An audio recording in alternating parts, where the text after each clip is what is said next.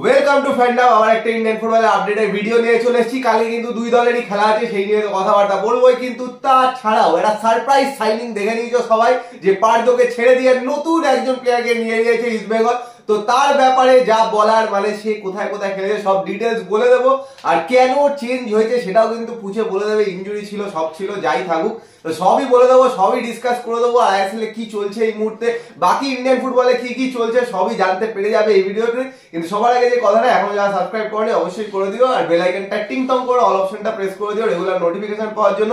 আর আমাদের ফেসবুক আর Instagram পেজটাও follow করে নাও, ডেসক্রিপশনে লিংক দেওয়া আছে। তো পূজার থেকে প্রথমে শুনে নাও। তো প্রথমে বলি যে আপডেট গুলো আছে যেরকম রেগুলার বেসিসে দিই, তো সেই আপডেট আমি কিছু দিয়ে দিই। তো প্রথমে আমি বলি যে আজকে আই লিগের একটা ম্যাচ রয়েছে, গোকুলাম ভার্সেস রাজস্থান ইউনাইটেড। এই রাজস্থানকে লাস্ট ম্যাচে কিন্তু মোহামেডান 5 গোল মেরেছিল। এর সাথে বলে রাখি সাব জুনিয়র লিগ, মানে এআইএফএফ আন্ডার-13 লিগ, যেটা গতকালকে ছিল, গতকালকে যে ম্যাচগুলো ছিল, তো একটা তো রেজাল্ট গতকালকেই বলেছিলাম যে ইস্ট বেঙ্গল মোহনবাগান ডার্বিতে ইস্ট বেঙ্গল 2-0 জিতেছিল। সকালে ছিল ম্যাচটা 9টা থেকে। এছাড়া কালকে কলকাতার বিভিন্ন ক্লাবের আরো দুটো খেলা ছিল। একটা হচ্ছে Mohammedan sporting versus Bengal football academy, সেটাতে কিন্তু মোহামেডান স্পোর্টিং 4-1 গোলে জিতেছে। এবং সবচেয়ে আশ্চর্যজনক একটা রেজাল্ট হয়েছে, সেটা হচ্ছে Bidhannagar municipal sports academy versus United sports. সেখানে বিধাননগর স্পোর্টস একাডেমি 7 গোল মেরেছে ইউনাইটেড স্পোর্টসকে।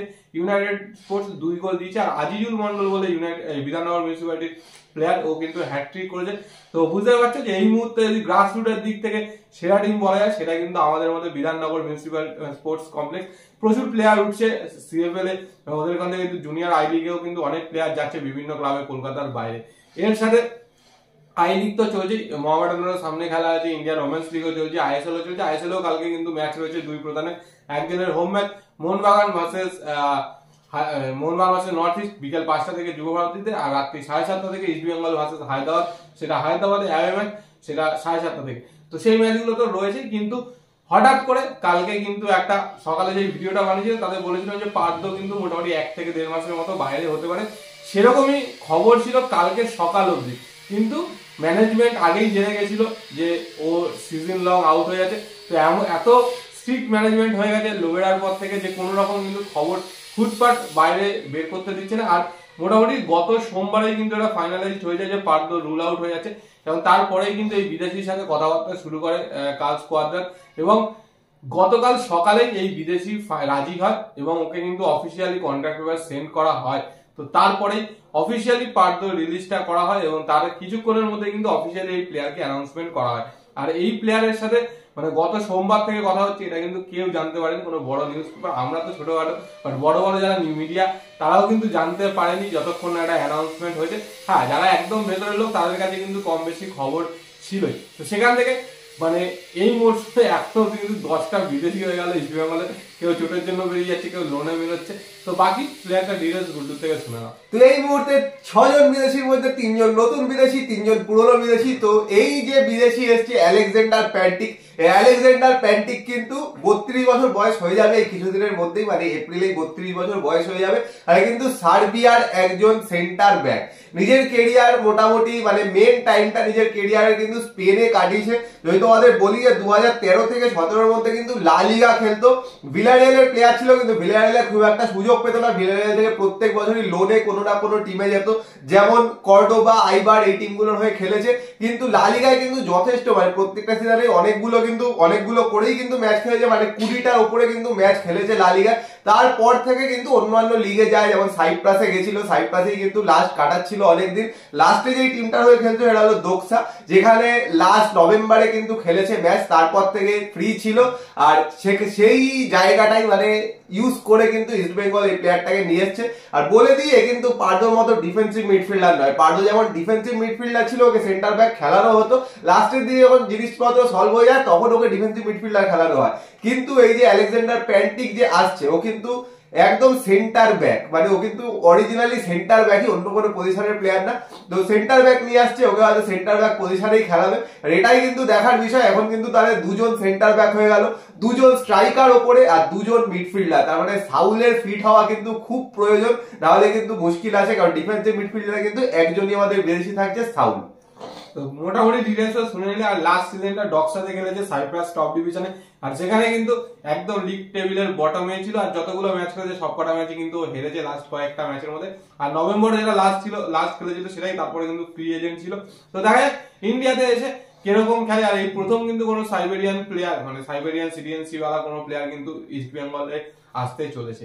তো দেখা যাক, বাকিটা তো আসতেই বলবে। অনেকে জিজ্ঞেস করবে ও কবে আসছে, তো বলে রাখি ভিসার জন্য কিন্তু অ্যাপ্লাই করে দিয়েছে। আমাদের কাছে যতদূর খবর মেবি হয়তো সোমবার দিন ও চলে আসতে পারে, সোমবার রাতের মধ্যে মোস্ট প্রবাবলি চলে আসতে পারে, কারণ 19 তারিখ বা 20 তারিখ আসার সম্ভাবনা রয়েছে। তো সেই হিসাবে সোমবার দিন রাতই হতে পারে আসার জন্য, কারণ 22 তারিখের আগে মোস্ট প্রবাবলি ওকে হয়তো পাওয়া যাবে। এবার 22 তারিখে খেলালো কি খেলালো না সেটা পরের কথা। তাহলে মোটামুটি ধরে রাখতে পারো 26 তারিখে যে ইস্ট বেঙ্গলের ম্যাচ আছে সেই ম্যাচ থেকে হয়তো সব বিদেশিকে একসাথে পাওয়া যাবে। কারণ এটাও ধরা যাচ্ছে সাউল হয়তো ওই ম্যাচটাতে ফিরে আসতে পারে, কিন্তু সাউলকে নিয়ে রিস্ক নেবে কি নেবে না এটা কিন্তু পুরোপুরি কোচের ওপর। এবার দেখা যাক, মানে 6 জন বিদেশি একসাথে তো পাওয়া যাচ্ছে না ইস্ট বেঙ্গলে, 3 জন থাকছে 2 জন থাকছে, এরকম করে করে ঘুরছে ফিরছে। হিজাজিরও কিন্তু 3টে কার্ড আছে, হিজাজি আরেকটা কার্ড খেলে কিন্তু হিজাজি একটা ম্যাচ মিস করবে। তো সেই জায়গা থেকে কিন্তু এই মুহূর্তে দেখার বিষয় যে কি করে ম্যানেজমেন্ট, কিরম ভাবে খেলায়, আর যেই প্লেয়ারদের ইনজুরি আছে স্পেশালি সাউলকে কিরম ভাবে আবার ফিরিয়ে আনে, কারণ ইনজুরির মধ্যে কিন্তু খেলালে আবার ইনজুর্ড হয়ে গেলে আরো বেশি প্রবলেম হবে। তো এটা তো ছিল নতুন প্লেয়ার বা ইস্ট বেঙ্গল রিলেটেড কথা। এবার একটু অন্য কিছু কথা বলি, সেটা হচ্ছে লাস্ট এএফসি এশিয়ান কাপ ইন্ডিয়ার হতাশজনক, মানে হতশ্রী পারফরমেন্স, হতশ্রী একটা মানে টার্ম ইউজ করলাম। তো সেটার পারফরমেন্সের ফলে নতুন ফিফা র্যাঙ্কিং এ, যেটা গতকালকেই পাবলিশ হয়েছে, সেখানে কিন্তু 15 ধাপ ইন্ডিয়া পিছিয়ে গেছে। এই মুহূর্তে ইন্ডিয়ার র্যাঙ্ক 117, 102 ছিল, 15 পিছিয়ে 117 হয়েছে।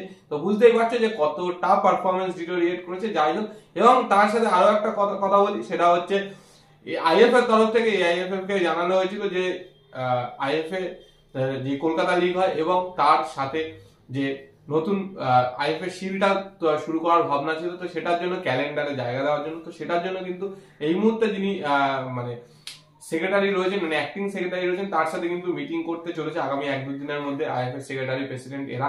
এবং সেখানে কিন্তু জুন মাসে কুয়েতের সাথে যেই হোম ম্যাচটা রয়েছে ফিফা কোয়ালিফায়ার, তো সেই ম্যাচটা অর্গানাইজের জন্য কিন্তু আইএফএ তাদের কাছে অনুরোধ জানাতে চলেছে। তো বলে রাখি, হায়দ্রাবাদ একটা যেরকম রয়েছে সেখানে ক্রাইটেরিয়া ফুলফিল হলে ফার্স্ট প্রায়োরিটি হায়দ্রাবাদ, না হলে কিন্তু কলকাতা, দিল্লি এবং মুম্বাই, এই 3টে স্টেটও কিন্তু রয়েছে অর্গানাইজ করার জন্য। এবং তার সাথে আরো একটা বলে দিই যে এই বছর থেকে কিন্তু কন্যাশ্রী প্রিমিয়ার বি বলেও কিন্তু আইএফএ একটা লিগ করতে চলছে, মানে শুরু করছে। যারা কন্যাশ্রী কাপে তো খেলেছে তারা ছাড়া অন্যান্য কিছু টিমকে নিয়ে কিন্তু এই কন্যাশ্রী প্রিমিয়ার বি লিগটাও কিন্তু শুরু হতে চলেছে।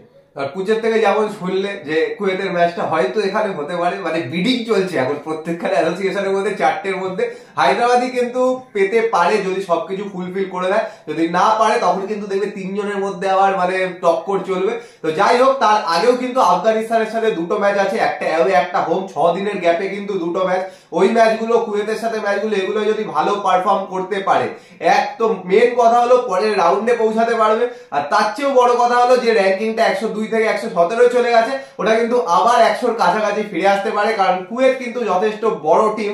আফগানিস্তান হয়তো ইন্ডিয়ার থেকে র্যাঙ্কের পিছনে, কিন্তু আফগানিস্তান থেকে কিন্তু হারাতে পারলেও কিন্তু অনেকটা র্যাঙ্কে কিন্তু আবার ঠিকঠাক জায়গায় আসবে। তো এই ম্যাচগুলো তো আছে, আরেকটা তো বিশাল বড় টিমের সাথে ম্যাচ, ওইটা ছেড়েই দিলাম নয়, 4টে ম্যাচের মধ্যে এই 3টে ম্যাচের দিকেই তাকিয়ে আছে, কারণ এই 3টে ম্যাচের মধ্যে কিন্তু 2টো ম্যাচ হোম ম্যাচ, আবার পুরো ক্রাউডের মধ্যে খেলবে। আর আশা করছি ফুল টিম পাবে, ইনজুরি সব সেরে যাবে। তো দেখা যাক কি হয়। তো যা যা বক্তব্য ছিল পুরো বলে দিলাম। তোমাদের কি বক্তব্য কমেন্ট বক্সে কমেন্ট করে জানাও। নতুন প্লেয়ারকে নিয়ে ইস্ট বেঙ্গল ফ্যানরা কি ভাবছো সেটাও কিন্তু কমেন্ট বক্সে কমেন্ট করে জানাও। আর ভিডিওটা পছন্দ হলে লাইক করে দিও, শেয়ার করে দিও, চ্যানেলটা অবশ্যই সাবস্ক্রাইব করে দিও, আর বেল আইকনটা টিং টং করে দাও রেগুলার নোটিফিকেশন পাওয়ার জন্য। তো চলো এখনের জন্য টাটা।